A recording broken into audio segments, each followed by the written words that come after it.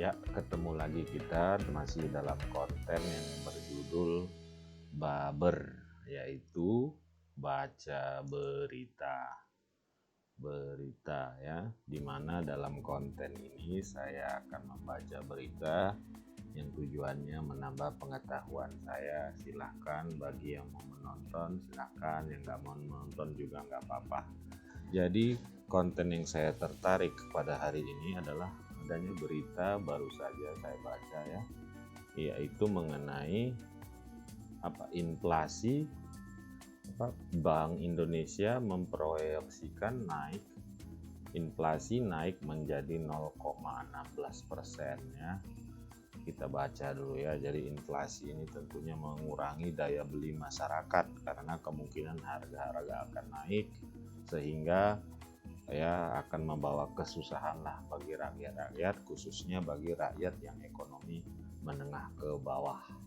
Kita baca dulu. Bank Indonesia memproyeksi perkembangan indeks harga konsumen. Jadi indeks harga konsumen ini kata lain yang sama dengan inflasi.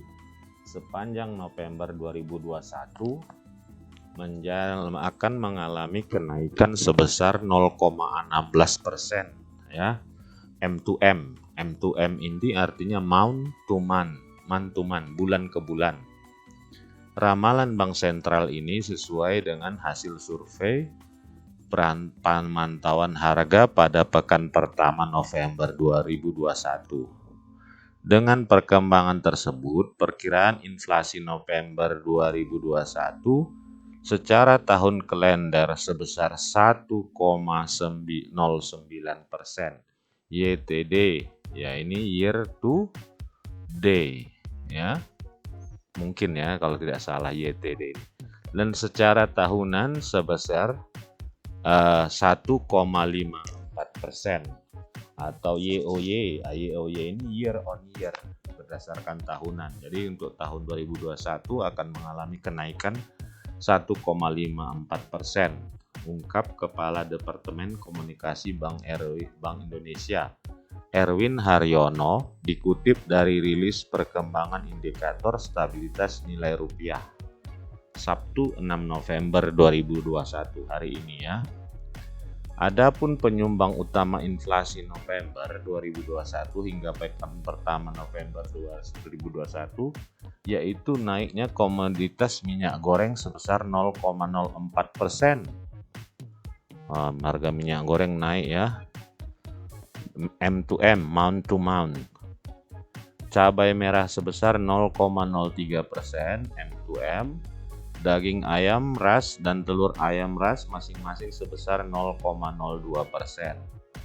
M2M, serta sabun deterjen bubuk dan rokok kretek filter masing-masing sebesar 0,01%.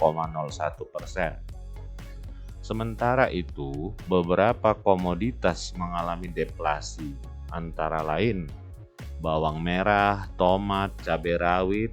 Jadi kalau yang lain inflasi, bawang merah, tomat, cabai ini menurun gitu ya. Deflasi dia menguat, berarti 0,01%. Terkait hal tersebut, Erwin menekankan bahwa Bank Indonesia akan terus memperkuat koordinasi dengan pemerintah dan otoritas terkait untuk memonitor secara cermat dinamika penyebaran COVID-19 dan dampaknya terhadap perekonomian Indonesia dari waktu ke waktu. Ya ini jelas lah ya, karena COVID ini banyak sekali perubahan di sektor ekonomi. Termasuk langkah-langkah berkoordinasi, kebijakan lanjutan yang perlu ditempuh untuk menjaga stabilitas makroekonomi dan sistem keuangan, serta menopang pertumbuhan ekonomi Indonesia tetap baik dan berdaya tahan. Badan Pusat Statistik atau BPS sebelumnya mencatat inflasi IHK itu indeks harga konsumen bulan Oktober 2021 mengalami inflasi sebesar 0,12% M2M bulan ke bulan. Setelah pada bulan sebelumnya mencatat deflasi 0,04% bulan ke bulan. Perkembangan dipengaruhi oleh peningkatan inflasi kelompok volatile food dan kelompok administered prices di tengah penurunan inflasi kelompok inti.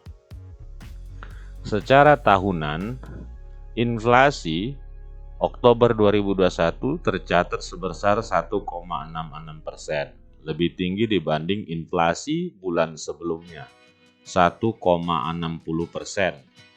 Sementara inflasi tahun kalender 2021 pada Oktober sebesar 0,93%.